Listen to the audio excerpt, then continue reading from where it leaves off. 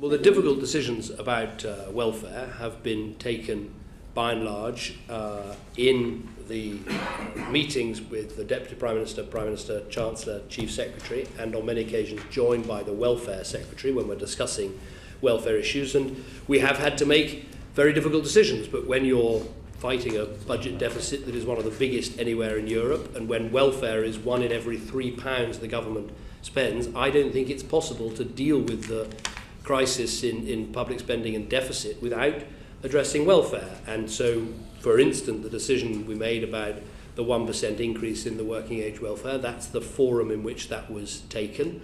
The Department of Work and Pensions were involved in that decision. All the experts were able to brief us about that matter.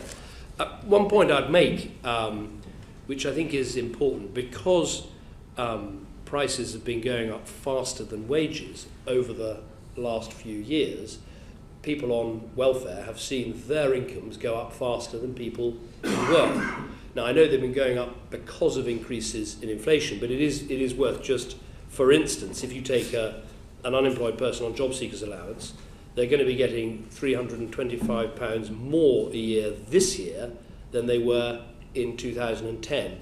Now, there are quite a lot of people in work who haven't had a £300 pay rise over the last couple of years. Yes. Have we had to take difficult decisions over welfare? The answer is yes. Have we taken decisions on welfare that have affected people right across the income spectrum? Yes, we have. We also, of course, took away child benefit from families where someone was earning over £60,000. Now, the interesting thing about all these changes, and I mustn't get, this is not a forum to be political, but even though that change affects people earning over £60,000 a year, we haven't had all party support, if I can put it that way, for even that change. So you can either take a view, well, we wouldn't make any changes to welfare at all, even though we have a budget deficit which is now effectively the biggest in Europe. That is a point of view. If you want to take that point of view, you then have to find public spending reductions in health, in education, in housing and elsewhere. My argument is that if welfare is £1 in £3 that the government spends, it's impossible to deal with the problems of excessive public spending and excessive deficit without looking at welfare. My view, but this is a political choice, my view is that people who've worked hard all their lives, who've retired, they deserve dignity in old age. I made a very clear promise at the election that people would continue to receive their old age pension properly uprated, and they would continue to get the free television licence, the free bus pass, the winter fuel payments, the cold weather payments. I've kept all those promises. And I'm proud of the fact I've kept all those promises.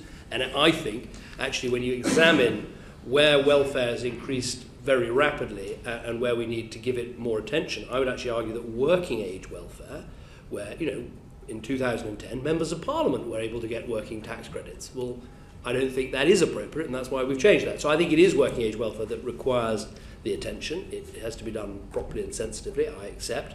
But that's the choice. If you want to argue, would it be better to take the money off pensioners? Go ahead, that's not my view. We need to move on.